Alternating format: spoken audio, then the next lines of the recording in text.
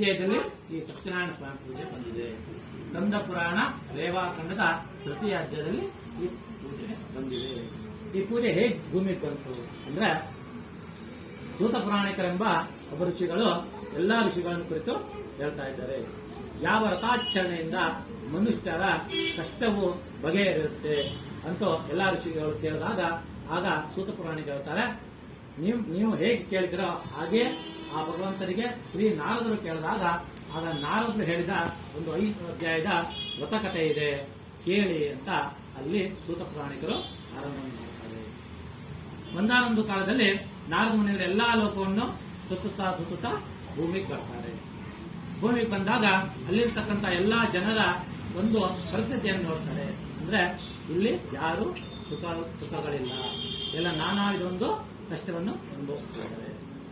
ಇದನ್ನು ಹೇಗಾದರೂ ಮಾಡಿ ಪರಿಹರಿಸಬೇಕು ಅಂತ ಆಲೋಚನೆ ಮಾಡ್ತಾ ಅವರು ಸೀದಾ ವೈಕುಂಠಕ್ಕೆ ಹೋಗ್ತಾರೆ. ಅಲ್ಲಿ ಶಾಂತಾಕಾರಂ ಭುಜಗಶಯನಂ ಪದ್ಮನಾಭಂ ಸುರೇಶಂ ವಿಶ್ವಾಧಾರಂ ಗಗನ ಚತುರ್ಜಂ ಮೇಘವಣ್ಣಂ ಶಿವಾಂಗಂ ಲಕ್ಷ್ಮೀಕಾಂತಂ ಕಮಲನಯನಂ ಯೋಗೃಕ್ಷಾಣವೃಂದಂ ಒಂದೇ ವಿಷ್ಣುಂ ಭಾವಯಾರಂ ಸರ್ವ ಲೋಕೈಕನಾಥಂ. ಅಂದ್ರೆ ಆ ಮಹಾವಿಷ್ಣು ನೋಡಿ ನಮಸ್ಕಾರವನ್ನು ಮಾಡ್ತಾರೆ. ಆ ನಾರದ ಮುನಿಗಳು ಮಹಾವಿಷ್ಣು ನೋಡಿ ನಮಸ್ಕಾರವನ್ನು ಮಾಡ್ತಾರೆ. ಆಗ ಭಗವಂತ ಹೇಳ್ತಾರೆ, ಬಂದಿರತಕ್ಕಂತ ವಿಷಯವನ್ನು ಹೇಳಿ ಅಂದಾಗ ಆಗ ನಾರದರು ಹೇಳ್ತಾರೆ, ಭೂಲೋಕದಲ್ಲಿ ಸಮಸ್ತ ಜನಗಳು ನಾನಾ ಕಷ್ಟ ತೊಂದರೆಗಳಿಂದ ಬಳಲುತ್ತಿದ್ದಾರೆ. ಅವರಿಗೆ ಯಾವುದಾದರೂ ಸುಲಭದ ಉಪಾಯ ಪೂಜೆವಿದ್ರೆ ಹೇಳಿ ಅಂದಾಗ ಆಗ ಭಗವಂತ ಹೇಳ್ತಾರೆ, ಸಮಸ್ತ ಜನಗಳ ಸಮಸ್ತ ಕಷ್ಟಗಳನ್ನು ಹೋಗಲಾಡಿಸುವ ಒಂದು ವಿಶೇಷವಾಗಿ ವ್ರತದ ಪೂಜೆ ಇದೆ, ಅದೇ ಸತ್ಯನಾರಾಯಣ ಪೂಜೆ. ಆದ್ರೆ ಆ ಭಗವಂತ ಯಾಕೆ ನಾರದರು ಇದೇ ಪೂಜೆ ಹೇಳ್ಬೋದಿತ್ತು, ಬೇರೆ ಪೂಜೆ ಹೇಳ್ಬೋದಿತ್ತಲ್ಲ, ಹೋಗ್ಲಿ ಗಣಪತಿ ಪೂಜೆ ಮಾಡಿ, ಶಿವ ಪೂಜೆ ಮಾಡಿ, ಇಲ್ಲ ದುರ್ಗಾ ಪೂಜೆ ಮಾಡಿ ಅಂದ್ರೆ ಇದು ಸತ್ಯವಾಗಿರತಕ್ಕಂಥದ್ದು. ಅಲ್ಲಿ ತೋಟದಲ್ಲಿ ನೋಡಬೇಕು, ಭಗವಂತ ಮಹಾ ಒಬ್ಬನೇ ಕಾಣ್ತಾ ಇದೆ, ಅದು ಲಕ್ಷ್ಮಿ ಇಲ್ಲ. ನೋಡಿದ್ರೆ ಲಕ್ಷ್ಮಿ ಎಲ್ಲ ಕಡೆ ಇದೆ. ಇದು ವೆಂಕಟೇಶ್ವರ ಹತ್ರ ಲಕ್ಷ್ಮಿ ಇರ್ತಾರೆ, ಶಿವ ಹತ್ರ ಪಾರ್ವತಿ ಇರ್ತಾರೆ. ಆದ್ರೆ ಆ ಒಂದು ತೋಟದಲ್ಲಿ ಲಕ್ಷ್ಮಿ ಇರೋದೇ ಇಲ್ಲ. ಆ ಕಡೆ ಅರ್ಚಕರು ಪೂಜೆ ಮಾಡ್ತಾ ಇದ್ರೆ ಭಗವಂತ ಒಬ್ಬನೇ ಅಂದ್ರೆ ಒಂದು ಕಾಲದಲ್ಲಿ ಆ ಭಗವಂತನಿಗೂ ಈ ಪೂಜೆ ಮಾಡುವ ಒಂದು ಪರಿಸ್ಥಿತಿ ಬಂತು. ಹೇಗಪ್ಪ ಅಂತಂದ್ರೆ ಆ ಭಗವಂತ ಯಾವುದೇ ಒಂದು ಋಷಿಗಳ ಒಂದು ಶಿಕ್ಷೆ ಗುರಿಯಾಗಿ ಆ ಲಕ್ಷ್ಮಿನ ಇದು ಮಾಡ್ಕೊಂಡಿರ್ತಾನೆ, ಅಂದ್ರೆ ಕಾಣೆ ಮಾಡ್ಕೊಂಡಿರ್ತಾನೆ. ಆದ ಸ್ವರ ಅವರು ಆ ಲಕ್ಷ್ಮಿ ಪ್ರಾಪ್ತಿಗೋಸ್ಕರ ಆ ಭಗವಂತ ಸಾಕ್ಷಾತ್ವಾಗಿ ಈ ಸತ್ಯನಾರಾಯಣ ಪೂಜೆ ಮಾಡಿ ಹುಣ್ಣಿಮೆ ದಿವಸ ಮತ್ತೆ ಆ ಲಕ್ಷ್ಮಿಯನ್ನು ಪಡ್ಕೊಂಡ್ರು. ಆ ಹುಣ್ಣಿಮೆ ಒಂದು ತಿಥಿಯ ದಿವಸ ಆ ಲಕ್ಷ್ಮಿಯನ್ನು ಪಡ್ಕೊಂಡಂತೆ. ಅದಕ್ಕೋಸ್ಕರ ಎಲ್ಲಾ ದೇವಾಲಯದಲ್ಲಿ ಹುಣ್ಣಿಮೆ ದಿವಸ ಸತ್ಯನಾರಾಯಣ ಪೂಜೆ ಮಾಡ್ತಾರೆ. ನೋಡಿರ್ಬೇಕು, ಎಲ್ಲಾ ದೇವಸ್ಥಾನದಲ್ಲಿ ಹುಣ್ಣಿಮೆ ದಿವಸ ಏನ್ ಮಾಡ್ತಾರೆ, ಸತ್ಯನಾರಾಯಣ ಪೂಜೆ ಮಾಡ್ತಾರೆ. ಯಾಕಂದ್ರೆ ಆ ಭಗವಂತನಿಗೆ ಲಕ್ಷ್ಮಿಯ ಒಂದು ಬರುವ ಸಂದರ್ಭ ಅಂತ. ಹಾಗೆ ಆಗ ಭಗವಂತ ಹೇಳ್ತಾನೆ, ಈ ಪೂಜೆಯನ್ನು ಮಾಡಿದ್ರೆ ಲಕ್ಷ್ಮಿ ಪ್ರಾಪ್ತಿಯಾಗತ್ತೆ. ಅಂದ್ರೆ ಆ ಭಗವಂತ ಸಾಕ್ಷಾತ್ ಮಹಾವಿಷ್ಣುವೇ ಈ ಪೂಜೆಯನ್ನು ಮಾಡಿ. ಆದ್ರೆ ನಮ್ಗೆ ಯಾವ ಲಕ್ಷ್ಮಿ ಬೇಕು ಅಲ್ವಾ? ನಮ್ಗೆ ಯಾವ ಲಕ್ಷ್ಮಿ ಅಂದ್ರೆ ಕ್ಷೇಮ, ಸ್ಥೈರ್ಯ, ವಿಜಯ, ಅಭಯ, ಆಯು, ಆನಂದ, ಆರೋಗ್ಯ, ಐಶ್ವರ್ಯ. ಅಂದ್ರೆ ಈ ಮನೆಯಲ್ಲಿ ಯಾಕೆ ಪೂಜೆ ಮಾಡ್ತಾರೆ ಅಂದ್ರೆ ಅಷ್ಟೈಶ್ವರ್ಯ ಪ್ರಾಪ್ತಿಗೋಸ್ಕರ. ಅಷ್ಟೈಶ್ವರ್ಯ ಪ್ರಾಪ್ತಿಗೋಸ್ಕರ ಮನೆಯಲ್ಲಿ ಈ ಸತ್ಯನಾರಾಯಣ ಸ್ವಾಮಿ ಪೂಜೆಯನ್ನು ಮಾಡ್ತಾರೆ.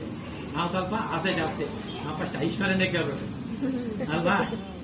ಫಸ್ಟ್ ಐಶ್ವರ್ಯ ಕೇಳ್ತೇವೆ, ಆಮೇಲೆ 4ಕ್ಕೂ ಖರ್ಚು ಮಾಡ್ತಾ ಹೋಗ್ತೇವೆ. ಕ್ಷೇಮ ಖರ್ಚು ಮಾಡ್ತೇವೆ, ಆರೋಗ್ಯ ಖರ್ಚು ಮಾಡ್ತೇವೆ, ಐಶ್ವರ್ಯ ಎಲ್ಲಕ್ಕೂ ಖರ್ಚು ಮಾಡಿದಾಗ ಅಲ್ಲೇನಾಗುತ್ತೆ, ಕೊನೆಗೆ ಲಕ್ಷ್ಮಿ ಮತ್ತೆ ನಮ್ಗೆ ಅಳ್ತಾಸ್ತಾನ. ಅದಕ್ಕೆ ಚಂಚಲತೆ ಲಕ್ಷ್ಮಿ ಅಂತ ಹೇಳೋದು.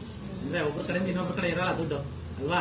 ಇವತ್ತು ಬೆಳಗ್ಗೆ ಇವ್ರ ಕಡೆ ಇದ್ರೆ ಮಧ್ಯಾಹ್ನ ಅವಾಗ ಆಗ್ತದೆ, ಅವ್ರದ್ದು ಹಾಗೆ ಹೋಗ್ತಾ ಇರುತ್ತೆ.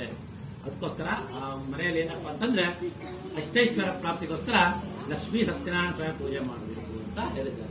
ಈ ಪೂಜೆ ಹೇಗ್ ಮಾಡಬೇಕು, ಈ ಪೂಜೆ ಹೇಗ್ ಮಾಡಬೇಕು, ಯಾವಾಗ ಮಾಡಬೇಕು ಅಂತ ಮತ್ತೊಂದು ಪ್ರಶ್ನೆ ಬರುತ್ತೆ. ಈ ಪೂಜೆ ಮಾಡೋದು ಒಂದು ಗೃಹ ಪ್ರವೇಶದಲ್ಲಿ ಮಾಡಬಹುದು, ಒಂದು ಮಗುವಿನ ನಾಮಕರಣ ಸಂದರ್ಭದಲ್ಲಿ ಮಾಡಬಹುದು, ಮನೆಯಲ್ಲಿ ಯಾವುದೇ ಒಂದು ಶುಭ ಸಂದರ್ಭದಲ್ಲಿ ಈ ಪೂಜೆಯನ್ನು ಮಾಡಬಹುದು. ಇದನ್ನ ಹೇಗ್ ಮಾಡಬೇಕು ಅಂದ್ರೆ ಇದು ಸ್ವಲ್ಪ ಅಲಂಕಾರ ಪ್ರಿಯ, ಈಶ್ವರಂಗೆ ಅಭಿಷೇಕ ಪ್ರಿಯ ಅಂತೇವೆ. ಅದಕ್ಕೋಸ್ಕರ ತಲೆ ಮೇಲೆ ಗಂಗೆನೇ ಇಟ್ಕೊಂಡ್ಬಿಟ್ಟಿದೆ, ಗಂಗಾಧರೇಶ್ವರ ಆಗಿದೆ ಅಲ್ವಾ?